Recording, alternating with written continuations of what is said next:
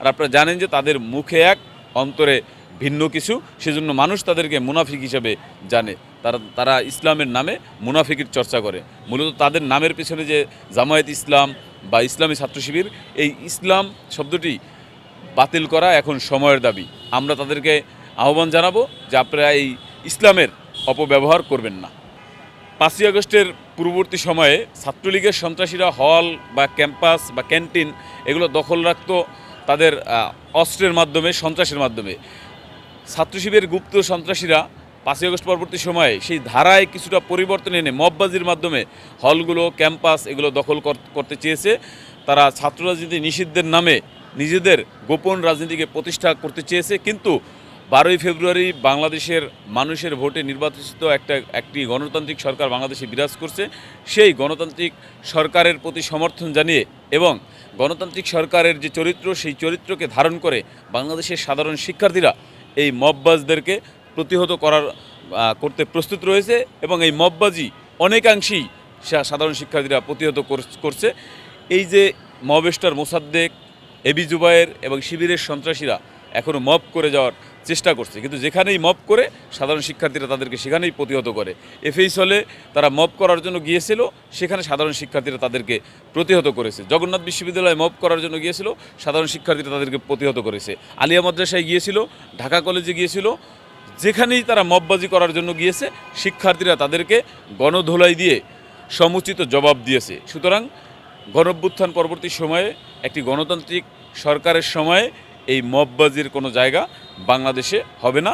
সাধারণ শিক্ষার্থীরা যেভাবে খুনি ফ্যাসিস্ট হাসিনাকে বিতাড়িত করেছে, যেভাবে ছাত্রলীগের সন্ত্রাসীদের বিতাড়িত করেছে, ঠিক একইভাবে ছাত্রলীগের লেবাসদারি, ছাত্রলীগের নামদারি গুপ্ত রাজনীতির ধারক বাহক ছাত্র শিবিরকেও সাধারণ শিক্ষার্থীরা এই দেশ থেকে প্রতিহত করবে যদি তারা এই ধরনের অপরাজনীতি করতে থাকে।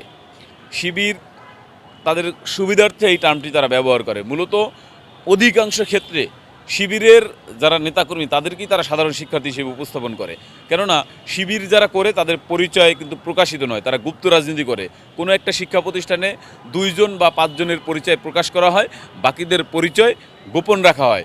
যার কারণে এই গোপন পরিচয়ের মাধ্যমে তারা নানান ধরনের অপকর্ম, সন্ত্রাসী কার্যকলাপ, নৈরাজ্যকর কার্যকলাপ বা মববাজি বা ছিনতাই, জুতাচুরির মতো কর্মকাণ্ডে তারা লিপ্ত হয়। যখন তাদের পরিচয় প্রকাশ পায় তখন তারা এটাকে শিবির হিসেবে বলে। জামাতের এমপি যেই বক্তব্য দিয়েছে, জাতীয়তাবাদী ছাত্রদল বাংলাদেশের কোথাও শিক্ষার্থীদের উপর কোনো ধরনের নির্যাতন নিপীড়ন করেনি। সরকারি দল, অতীতে দেখা গেছে যে সরকারি দলের ছাত্র সংগঠন বিভিন্ন ক্যাম্পাসগুলোতে আধিপত্য বিস্তারের চেষ্টা করছে, কিন্তু জাতীয়তাবাদী ছাত্রদল 12ই ফেব্রুয়ারি নির্বাচনে বাংলাদেশ জাতীয়তাবাদী দল রাষ্ট্রীয় ক্ষমতায় আসলেও কোনো শিক্ষা প্রতিষ্ঠানে এই ধরনের প্রভাব বিস্তারের চেষ্টা করেনি। বরং শিক্ষা প্রতিষ্ঠান থেকে যাতে সন্ত্রাসী কর্মকাণ্ড, গণরুম, গেস্টরুমের যে অপসংস্কৃতি এবং জোরপূর্বক মিছিলে নিয়ে যাওয়ার যে অপসংস্কৃতি, সেই অপসংস্কৃতির বিলুপ্তি ঘটিয়েছে জাতীয়তাবাদী ছাত্রদল।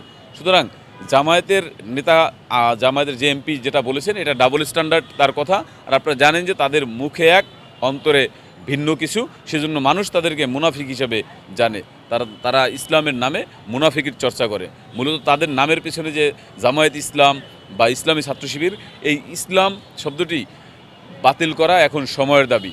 আমরা তাদেরকে আহ্বান জানাবো যে আপনারা এই ইসলামের অপব্যবহার করবেন না।